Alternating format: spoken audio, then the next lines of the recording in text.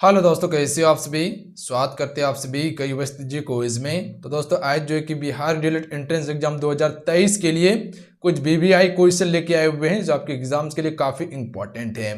तो आज की इस वीडियो को आपसे कंप्लीट जरूर कवर कर लीजिएगा। तो चलिए शुरू करते हैं। फिर वीडियो को लाइक करके आपसे शेयर जरूर कीजिएगा। जो चैनल पर नया है चैनल को सब्सक्राइब करना, घंटे को प्रेस कर लीजिएगा ताकि बिहार डीएलएड से संबंधित जो भी क्लासेस हो उसका नोटिफिकेशन सबसे पहले प्राप्त हो सके।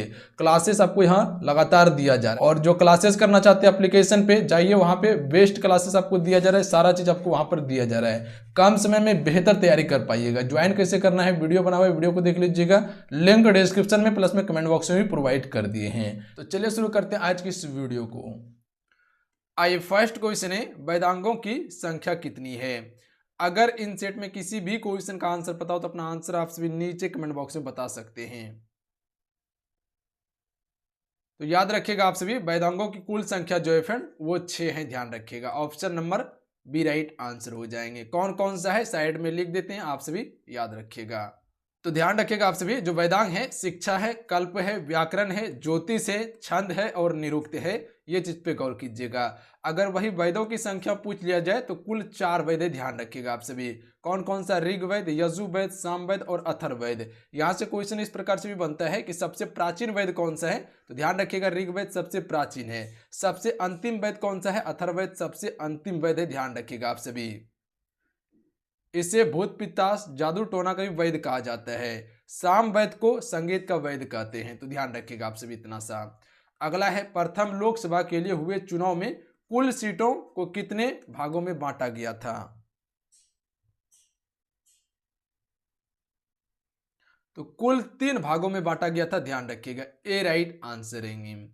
अगला क्वेश्चन देख लीजिए, क्वेश्चन नंबर 3। भारतवर्ष में मताधिकार की आयु को किस ढंग से 21 वर्ष से घटाकर 18 वर्ष की गई थी।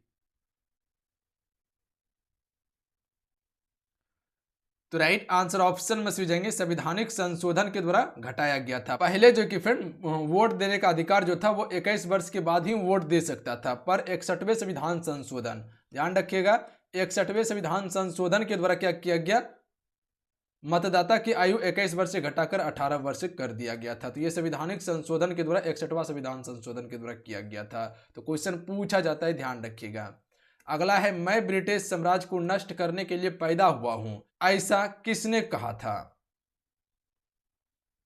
तो देखिए, मैं ब्रिटिश साम्राज्य को नष्ट करने के लिए पैदा हुआ हूं, ऐसा जो कहा था गांधी जी के द्वारा कहा गया था। ध्यान रखिएगा आप सभी, गांधी जी को राष्ट्रपिता कहा जाता है भारत का। और इसने बहुत सारा आंदोलन भी किया था, जैसे कि चंपारण आंदोलन सत्याग्रह जो 1917 में हुआ था, एसयोग आंदोलन जो 1920 में घटित हुआ था, नमक सत्याग्रह जो हुआ था 1930 में किया था, उसी प्रकार से भारत छोड़ो आंदोलन 1942 में किया था। तो बहुत सारा आंदोलन महात्मा गांधी जी के द्वारा चलाया गया था। अगला क्वेश्चन देख लीजिए, लिकायत अली खान की हत्या के मूल में कौन सा कारण था। तो यह कारण अस्पष्ट था। ध्यान रखिएगा, ए राइट आंसर है। अगला देख लीजिए, संविधान सभा का प्रथम अधिवेशन कहां हुआ था। तो देखिए, संविधान सभा का पहला अधिवेशन जो हुआ था ये दिल्ली में हुआ था। कब हुआ था ये डेट भी पूछा जाता है। तो ध्यान रखिएगा, 9 दिसंबर 1946 को, 9 दिसंबर 1946 को हुआ था। और अस्थायी अध्यक्ष किसे चुना गया था, डॉक्टर सच्चिदानंद सिन्हा को चुना गया था। वहीं पर लगातार फिर दूसरा बैठक जो हुआ वो 11 दिसंबर 1946 को ही हुआ था। और इसमें अस्थायी अध्यक्ष चुना गया था, वो किसे चुना गया था, डॉक्टर राजेंद्र प्रसाद को। उसके बाद आगे चलकर वो देश के राष्ट्रपति बने प्रथम। अगला क्वेश्चन देखिए, शारीरिक विकलांगता के लिए किस प्रकार का हॉकी खेल डिजाइन किया गया है। तो ये स्लेज हॉकी डिजाइन किया गया है। ध्यान रखिएगा आप सभी, ए राइट आंसर है स्लेज। अगला है, पूर्ण आकार के गोल्फ के मैदान में कितनी संख्या में हॉल्स होते हैं। तो 18। ध्यान रखिएगा आप सभी, पूर्ण आकार के गोल्फ के मैदान में कितनी संख्या में हॉल होते हैं या हॉल्स होते हैं। तो 18 होते हैं कुल। अगला देखिए, किसकी जन्म तिथि को भारत में राष्ट्रीय खेल दिवस के तौर पर मनाया जाता है। याद रखिएगा, ध्यानचंद्र, मेजर ध्यानचंद्र के जन्म तिथि पर भारतीय राष्ट्रीय खेल दिवस मनाया जाता है। कब, 29 अगस्त को मनाया जाता है।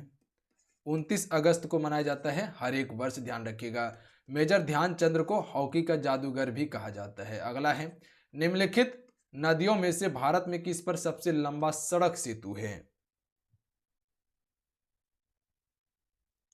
तो गंगा नदी पर है सबसे लंबा सड़क सेतु। गंगा नदी की लंबाई जो है फ्रेंड लगभग जो है कि 2525 किलोमीटर है, 2525 किलोमीटर लगभग है, और ये भारत की सबसे लंबी नदी है। अगला है, फतेह सागर झील का संबंध किस राज्य से है?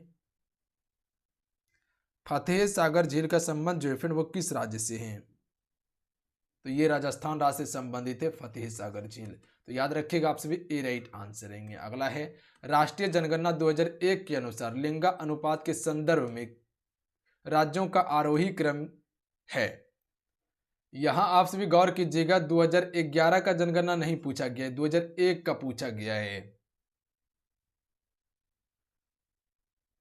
लिंगा अनुपात के संदर्भ में राज्यों का आरोही क्रम, तो मध्य प्रदेश, तमिलनाडु, छत्तीसगढ़ और केरल हो जाएगा। ये चीज पे गौर कीजिएगा, ए राइट आंसर रहेंगे। जनसंख्या की दृष्टि से सबसे बड़ा राज्य कौन सा है? यूपी। सबसे कम कहाँ है? सिक्किम में। अगला है, पश्चिम हिमालय में उच्च पर्वतीय वनस्पतियां 3000 मीटर तक की ऊंचाई तक ही उपलब्ध होती है, जबकि पूर्व हिमालय में 400 मीटर की ऊंचाई तक मिलती है। एक ही पर्वत श्रेणी में इस प्रकार की विविधता का कारण है? किस कारण से अलग अलग प्रकार की विविधता देखने के लिए मिलता है एक ही पर्वत श्रृंखला में?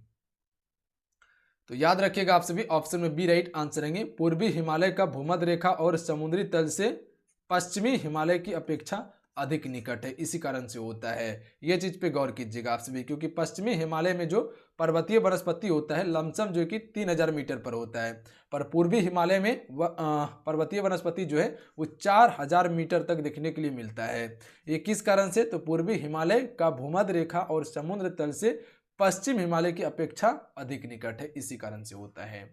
क्लियर है? अगला है, निम्नलिखित में से कौन सी हिमालय की पर्वत चोटी असम राज्य में स्थित है?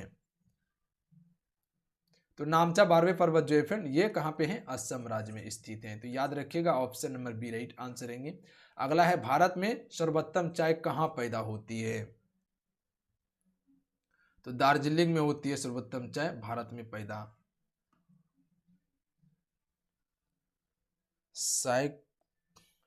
और यहां से आपसे याद रखिएगा, सर्वोत्तम की बात किया जाए तो दार्जिलिंग हो जाएंगे, पर सबसे अधिक की बात किया जाए कौन सा राज्य करता है? तो असम करता है। ध्यान रखिएगा आप सभी, असम राज्य सबसे अधिक चाय का उत्पादन करता है। अगला है, भारत में प्रथम बहुउद्देशीय नदी घाटी परियोजना का निर्माण निम्न में से किस नदी पर किया गया था? चलिए इस क्वेश्चन का राइट आंसर आपसे बताएंगे। तो ध्यान रखिएगा, दामोदर नदी पर किया गया था। याद रहेगा आप सभी को, सी राइट आंसर रहेंगे। अगला क्वेश्चन देख लीजिए, वह कौन सा राज्य है जहां अनुसूचित श्रेणी में कोई जनजाति आबादी नहीं रखी गई है? तो वो पंजाब राज्य है। ध्यान रखिएगा आप सभी, पंजाब राज्य में अनुसूचित श्रेणी में कोई भी जनजाति आबादी को नहीं रखी गई है, जबकि केरल, राजस्थान, पश्चिम बंगाल ये सभी में है। अगला है, नंदा देवी राष्ट्रीय उद्यान किस राज्य में स्थित है? नंदा देवी कह लीजिए या फूलों की घाटी कह लीजिए, तो ये उत्तराखंड में है। ऑप्शन में डी राइट आंसर रहेंगे, एक ही नाम है दोनों का। अगला है, भारत में भूतापीय ऊर्जा का संयंत्र कहां स्थापित किया गया? तो भारत में भूतापीय ऊर्जा संयंत्र जो स्थापित किया गया था हिमाचल प्रदेश के मणिकर्ण में किया गया था। याद रहेगा आप सभी को, हिमाचल प्रदेश के मणिकर्ण में किया गया था। अगला है, भारत में जनगणना का क्रमवार आकलन कब से प्रति 10 वर्ष के अंतराल पर किया जाता है? यह किया जा रहा है कि प्रत्येक 10 वर्ष के अंतराल पर जनगणना होगा। 10 वर्षीय जनगणना की शुरुआत कब से हुई थी? इस प्रकार से भी क्वेश्चन पूछा जा सकता है 1881 से। ध्यान रखिएगा, 1881 से 10 वर्षीय जनगणना शुरू हुआ था।